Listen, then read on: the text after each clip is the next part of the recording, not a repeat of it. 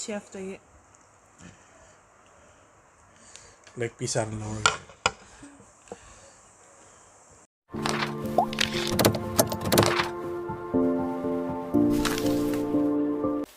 What's up, people? Joining here again. Ngasi di yung chicken whole chicken roasted tose. Ay ngasi chicken 2 kg whole chicken am layer ado whole chicken se na aluminium foil da wrap toraga kano toge mai tana tor low ga toge ado kari kari hap ki khot ke magi ingredients kari kari hap ke ha to ai mathang mathang capture ke adu loraga mo kai se mai tana low doine lower kanda 1.5 hours kuma lower kanda madu among mulaga ay yengan jar ke ma'am hojik se nudang wairam tare ngasai dagi prepare tok jarak puni humang jam sore ado yeng se ma'am chawa pambi ma'am video sin ngai ngene kale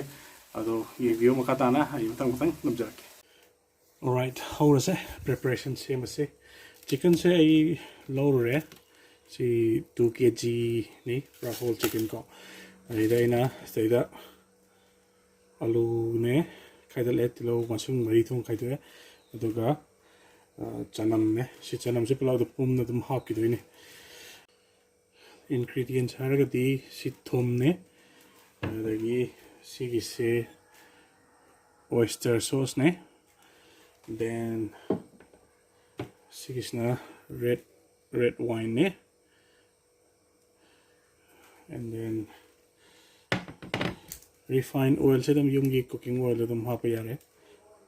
adagi meat masala ko and then Kashmiri mirch sinagi yangang ne and then sina black pepper powder lagi sina jeera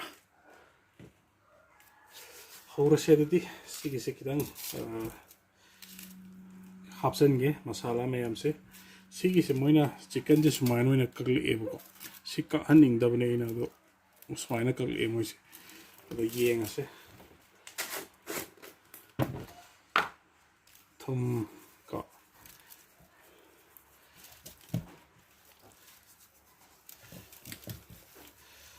pasga nai thok piro sumai na do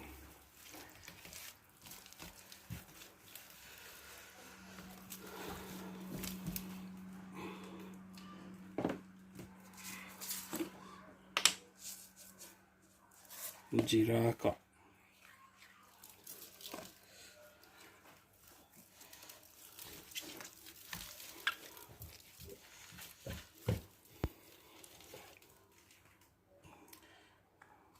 black pepper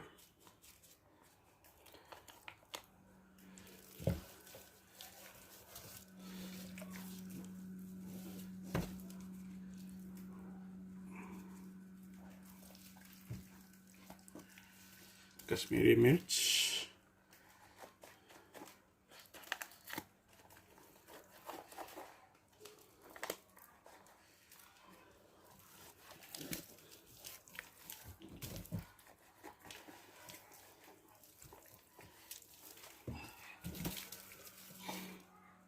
tuot pet nuai tre thau ki dangan hak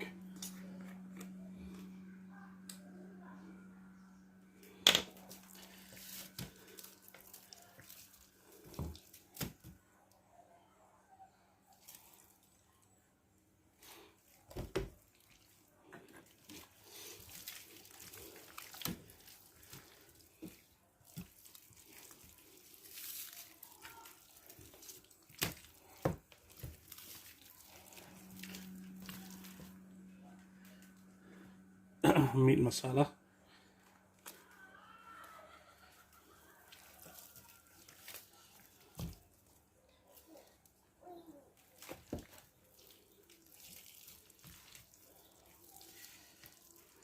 laga red wine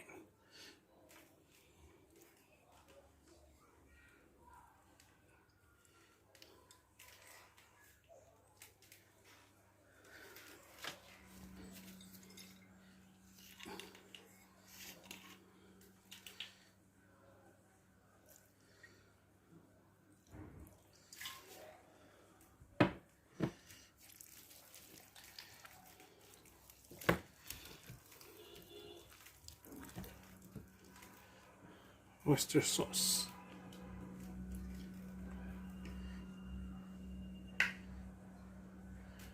Oyster sauce.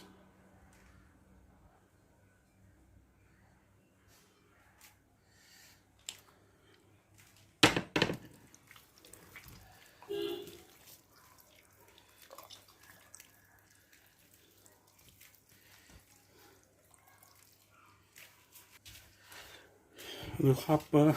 xí lùi rồi mà tung đó xoay nè thì lâu cũng mà sẽ lùi hấp dần ra đấy mà nông đó chỉ là lime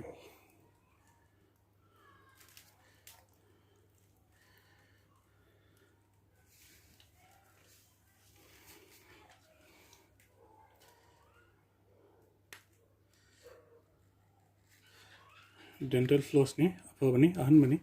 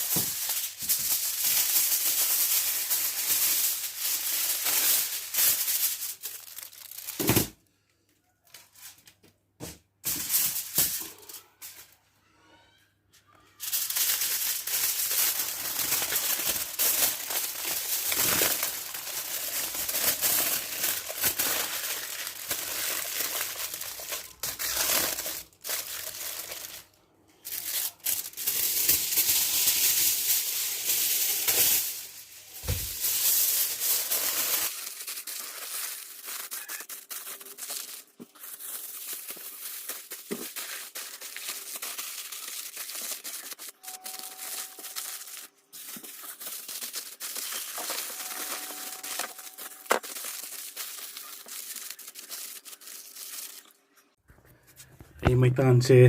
sahal la thamam ni hana si mathakta smain thangkat ke aduga sigi din jina smaina kupsallaga mathakta sidaita thamgi smaina cover toraga aduga smoke koina hapet torasi yengasi pungama makhai ongti smaina thammage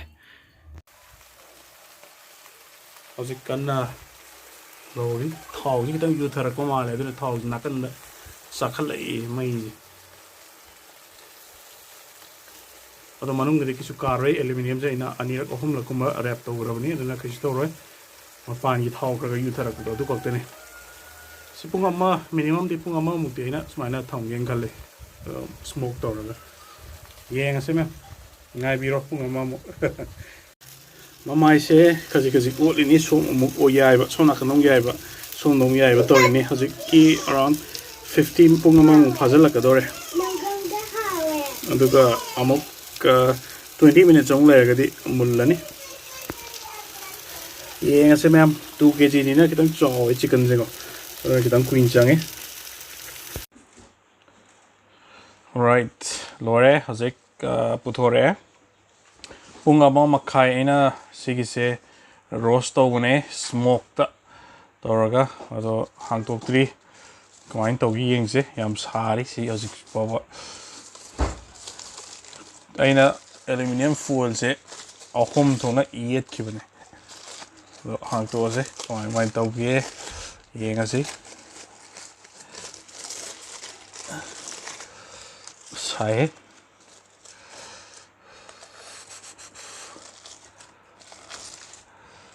smondi mon lama le san mathak thang ga sidi khadi kasal le asidi skin kaktane kari se kem to ra sidle hori harni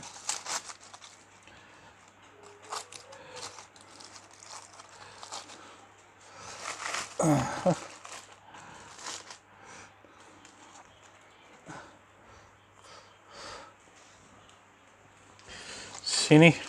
regular si mata ki si skin ne kis kai di dok thok kar lo re ado slow roast to ni na do manung ju phajana do malong ni mamai si ai on thok ke to ni on thok se loina ba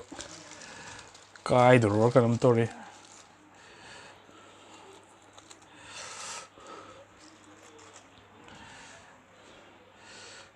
mai lei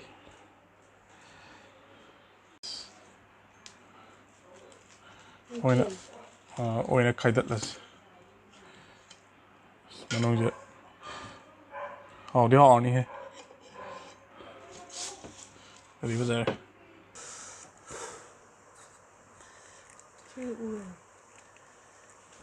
ya haziki roasted chicken duni mukbang horse sina khoi red wine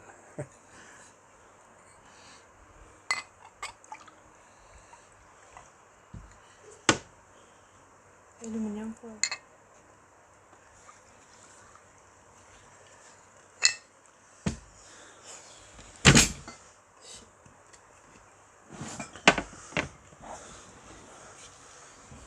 Cheers.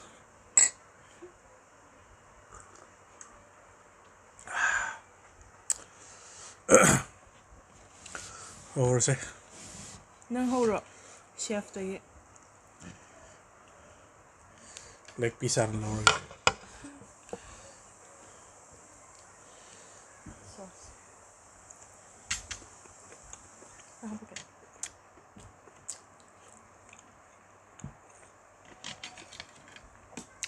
yep, baby jerkins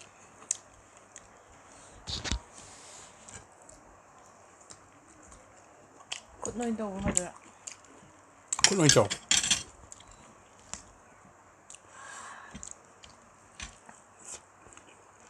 Saru pupukel.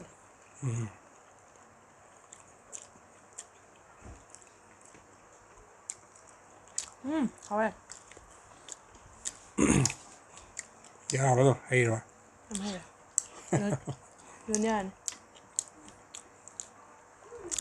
yam simple lo recipe ne si se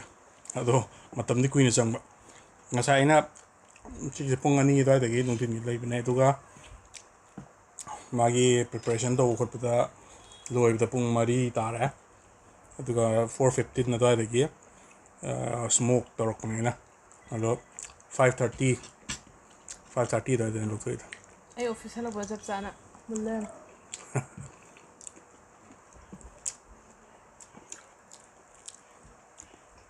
alo ngasi gi dinner ne sa yaw de bi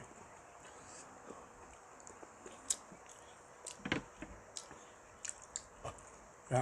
si si ne oi chi da chai je baby jerkins 저 밑에 돌아가 짜봐도 가오네.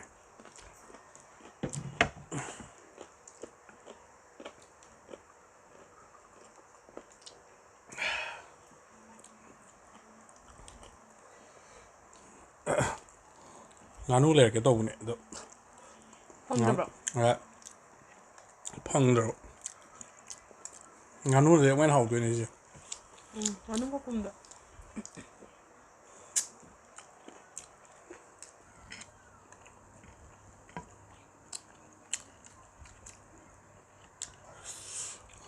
और सीने chicken मासे की episode था roasted chicken whole दे जागा मोर KG अनि ने और मैं पाम बिरगदी लाइक तो बिरो आई वाइफ किसु चैनल लम लेबने बीइंग बी सिनाम है मामा अदम सब्सक्राइब तोक्सन बिरो मा की थोंग थाको मैम तो पुने आई की क्या थोंग थाको क्या यावदे आया मन आई की गाड़ी गुम रिव्यू तो बखो पदे कोई जत बखो पदु मातने अगर थोंग थाको क्या इंटरेस्ट लेतब मादी फजन थोंग थाको इथौ मातने मैं Chaba pa man na. subscribe to send my channel đó mà ai cứ subscribe tôi cũng còn nhé mẹ đó đó ở chỗ kia lo xin chào em tích cái này review tung đồng thank you so much